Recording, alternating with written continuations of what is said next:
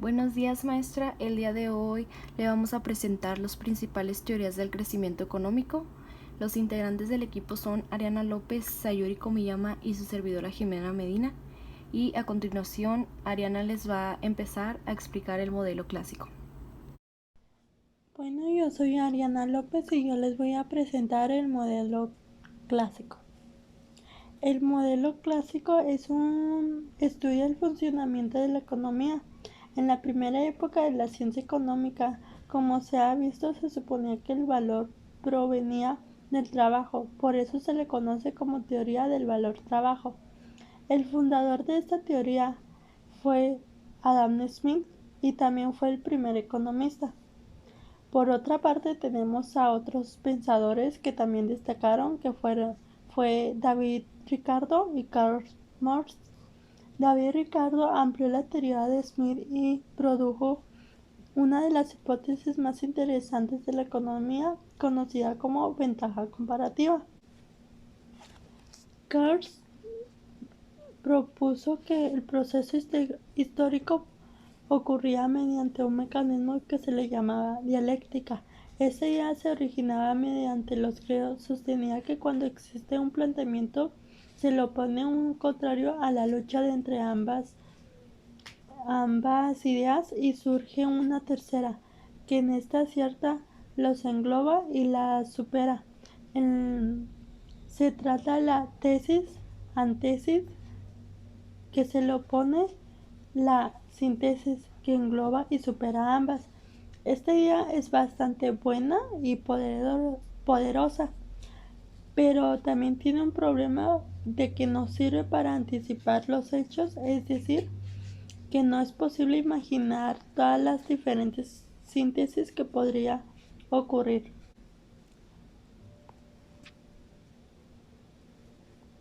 Marx pensó que podía hacerlo, así que construyó una explicación del pasado con base a la lucha dialéctica, imaginándose tres modos de producción, que son arreglos entre medios de producción y las relaciones sociales de producción, que no solo permite producir, sino generar una superestructura cultural.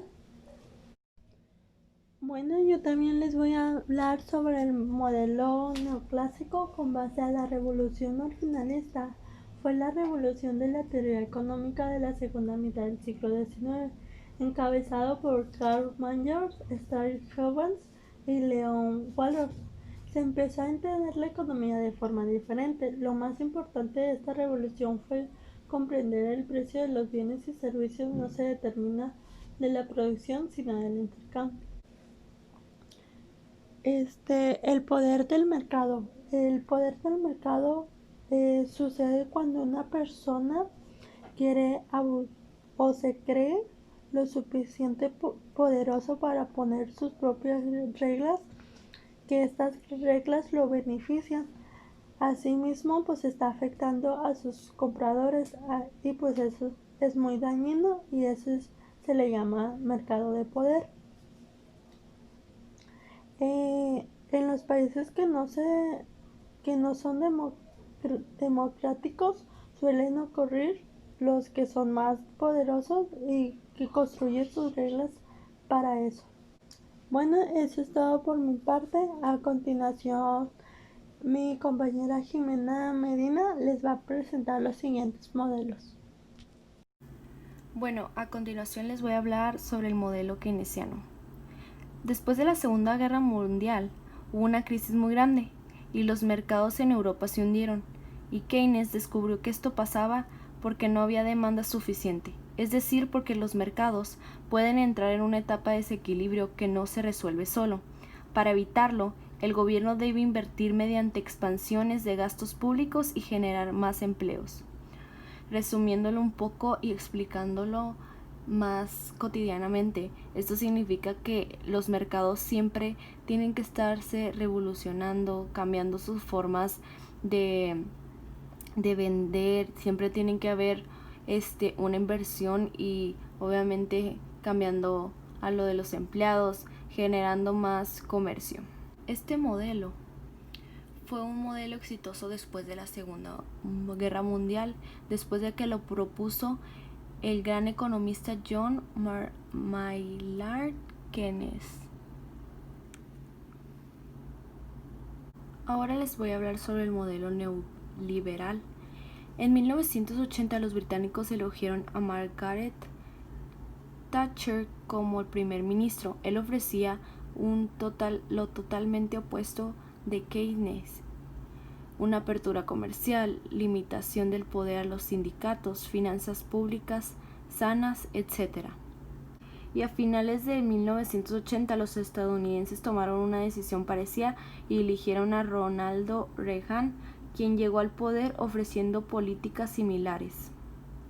Además, en 1978 la Iglesia Católica eligió como nuevo papa a Juan Pablo II. Los tres personajes mencionados estaban convencidos de que la opción comunista era muy negativa y trabajaron de forma coordinada para derrumbar a la Unión Soviética.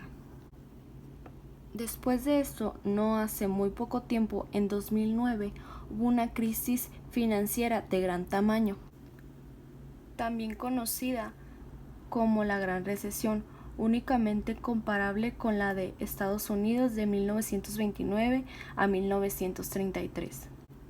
Sin embargo, la Reserva Federal no actuó retirando dinero, sino todo lo contrario, proporcionando grandes cantidades a este.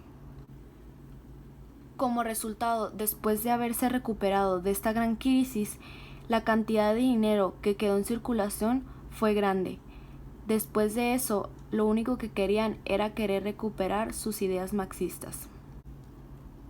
A continuación, mi compañera Sayuri Komiyama les hablará sobre el capitalismo periférico.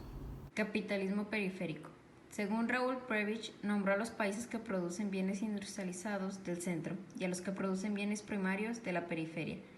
Los países del centro son cada vez mejores que los periféricos, ya que tienen una ventaja porque van mejorando gracias a los avances tecnológicos, mientras que los bienes primarios siguen siendo iguales. Esas ideas dieron lugar a la teoría de la dependencia, que combinó ideas del capitalismo periférico con la perspectiva marxista para tiempo después transformarse en la teoría de la economía del mundo. Crecimiento continuo. Se creía que el mundo entraría en crisis ya que se observó que la población estaba creciendo de forma geométrica, es decir, 2, 4, 6, mientras que la capacidad productiva crecía de forma aritmética, de 1, 2, 3. Y en un futuro no habría para alimentar a todos y esto ocasionaría consecuencias. Sin embargo, gracias a las innovaciones tecnológicas y el desarrollo de procesos productivos, ha incrementado de manera muy notoria en todos los recursos para poder sobrellevarnos e incluso ha disminuido hasta un 84% la pobreza extrema que se veía en 1820. Por el continuo crecimiento de la población, se empezaron a crear profecías del fin del mundo por falta de abastecimiento. Sin embargo, las nuevas tecnologías nos han permitido sacar mayor provecho de todos los recursos y también dado otras opciones para usar recursos renovables, dejando así como última amenaza el calentamiento global.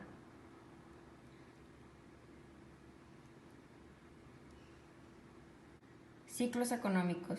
Este es un ciclo por el que toda economía pasa y se compone de 5 fases. La primera es la expansión, que es cuando hay el mayor crecimiento económicamente y no solo se contiene, sino que va de manera ascendiente. La segunda es el auge, que es donde este crecimiento empieza a agotarse.